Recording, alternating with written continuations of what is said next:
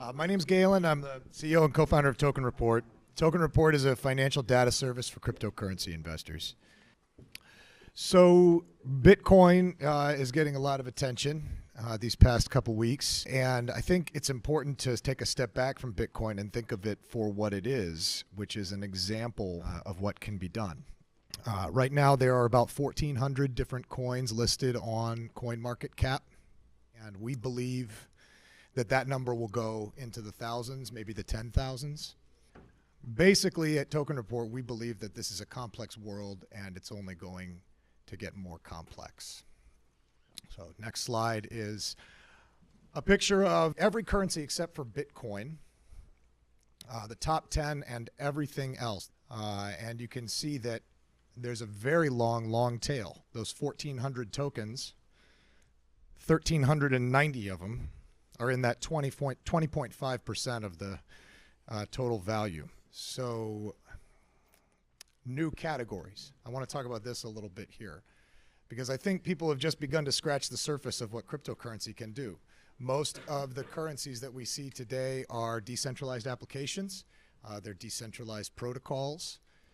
They are sort of remaking layers of the internet stack in a decentralized way, often with a token attached, sometimes with an ICO.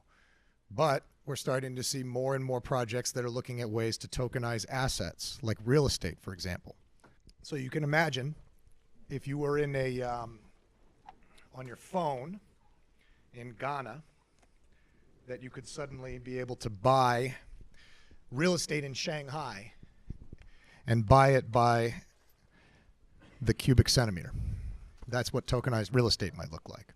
So how can we make things that are now bought in bulk and kept behind, various barriers of borders and access, and make them available to people anywhere in the world? And right now we're already seeing that happening. So for example, in the ICO market, according to our data, the top ICO market in the world is not San Francisco or San Jose. It is in fact London. The number 2 market is Moscow. And the number 3 market is San Francisco. And that is by activity, of course, not dollars. That's by number of ICOs.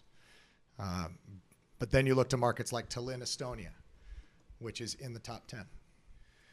So we're seeing capital flowing to places where it hasn't flowed before. And that is part of the sort of promise of what's happening here and the complexity of it as it emerges. New kinds of tokenizations, new geographies, new populations coming online. When you think about Bitcoin and what it should be worth, I think it's important to think about Bitcoin's global potential. Right now we're seeing huge activity increasing in the US market. There are more accounts on Coinbase now than there are on Schwab. What happens when somebody cracks the unbanked population of sub-Saharan Africa or India and delivers to them a tokenized investment product that they can use? So I think all I'm getting at here is to hammer at the fact that this world is getting more complicated before it gets simpler. So what is the investor mix here, right? I talked about Schwab a minute ago, right? Schwab is basically a retail investor product. It's a brokerage for individual investors. You think about the rise of online trading, which occurred in the late 1990s, and what the promise of that was for democratization of investing. And then after that, the rise of algorithmic trading and high-frequency trading, which sort of dampened that promise of democratization. Right now, in cryptocurrency, we have a phenomenon that was built by individual investors, so-called whales, right? Most of you have probably heard that term. Whales move the market, but crowds move the market too. And when you look at a project that doesn't have very many people participating in its Telegram group, that's a red flag. It's a sign that maybe this project isn't going to be able to move the crowd. So what's happening in the market right now? Newcomers are learning, people are piling in, right? They see that CME has gotten in, that Goldman is thinking about doing something. They see the price on CNBC in the morning, and they start to think, I'm going to figure out how to set up a Coinbase account, and I'm going to buy. Institutions are beginning to enter, not just the big ones like CME, but hedge funds. I was at the Token Summit in San Francisco earlier this week, and William Mugayar was joking that there are soon going to be more funds than tokens. Now that's hyperbole, but it's certainly true. If you go to an event today, you're just as likely to see somebody with the word capital on their name tag as somebody running a startup. There are new crypto funds, crypto hedge funds, crypto VC funds popping up like mushrooms. So this is the market that we're trying to serve. Now, the traditional way to market for a service like ours would be to charge $2,000 or $3,000 a month, target the very top echelon of Wall Street firms, and make ourselves indispensable. I think for us that would be a mistake because this market has a long way to go yet. Next slide.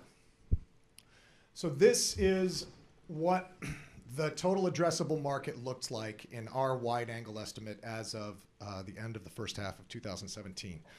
So that number represents the number of Ethereum addresses that have ever transacted in at least 3 tokens. And we're not really marketing to addresses that haven't transacted in at least 3. As I mentioned earlier, we're looking for individuals who have 12, 24, and institutions as well. So, next slide. So what have we built so far? We've been at this since about May. We have built what we think is the world's largest and most comprehensive database of ICOs, new tokenizations, and we've released a product on top of an API that connects to it, and I can show you a little bit of the product after we get through the slides here. On top of that, we have this retail product, which is a Telegram bot. It enables you to search, get alerts on new ICOs, follow ICOs for updates, and kind of generally stay on top of what's happening on a more limited set of ICOs that you're interested in.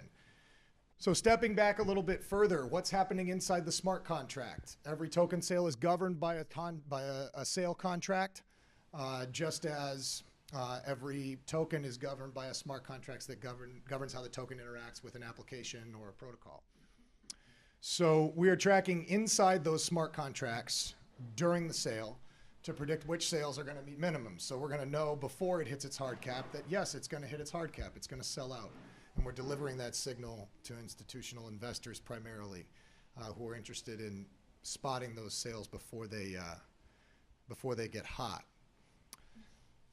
Forum data, what's happening in the forums? So back in the day, it was a white paper in a forum. You put up a white paper that outlined an academic concept of something that you wanted to build, and you put up a forum for people to discuss it and vet it and do due diligence.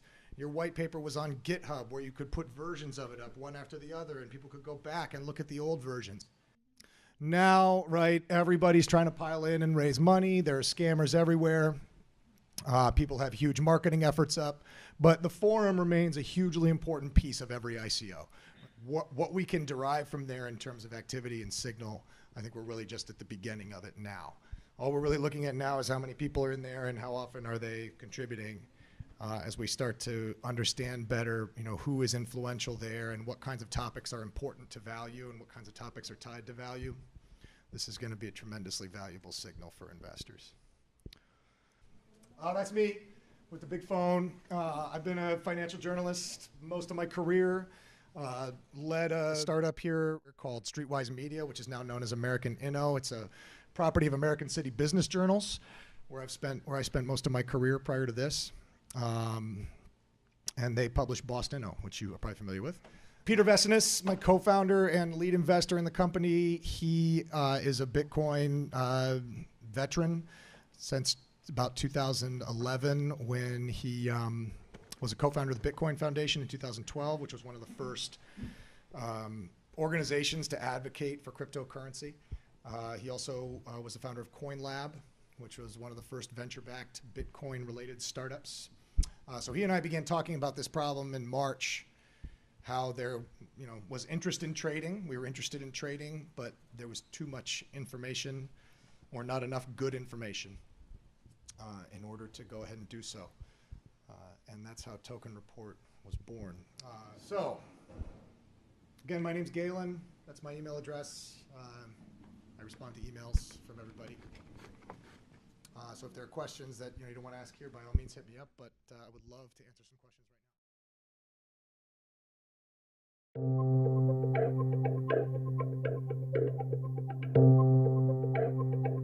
now. In the past 8 years, we've gone from having one crypto asset to having nearly 1,000.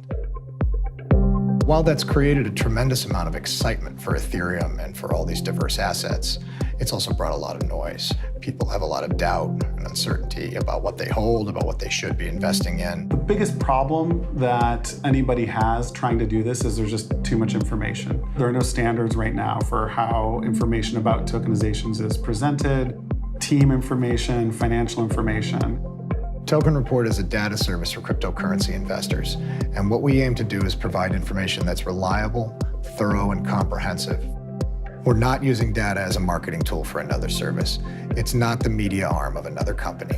What we have is information pure and simple, targeted at people who are going to value it. It's almost hard to imagine not having data when you talk about financial systems, because if you don't have that information, you're basically going off your gut. We want to have the best information about this space, and we want to have that information before anybody else. We comb through white papers, forums, documents, Twitter accounts, basically all of the channels and mediums that we can find information on. The lack of transparency is pretty incredible. Sometimes it can take hours just to find a single dollar figure. Our product roadmap is tackling some of the most difficult and unique problems for cryptocurrency investors to solve. What's happening in an online forum? Who's buying it? What are the oldest addresses in the system? Our most senior, experienced investors, what are they doing? What are they interested in buying? What are people who have very large holdings interested in buying? That's information that's hard to get in other financial situations, and it's very easy for us to get off of the blockchain. Our very largest customers won't be individuals. They'll be institutional investors and financial services firms. These firms will want access not to our dashboard, but to our API. Token Report is, from the beginning, built to provide that data to institutions. I foresee hundreds of thousands of tokenizations in the future. One of the most valuable things we could have in a kind of fast growth industry is a safe, transparent source of knowledge. Token Report will drive better quality data out to the public. I think that adds safety and soundness for everybody. When information must be reliable, when transparency is critical, that's the customer that we are going after.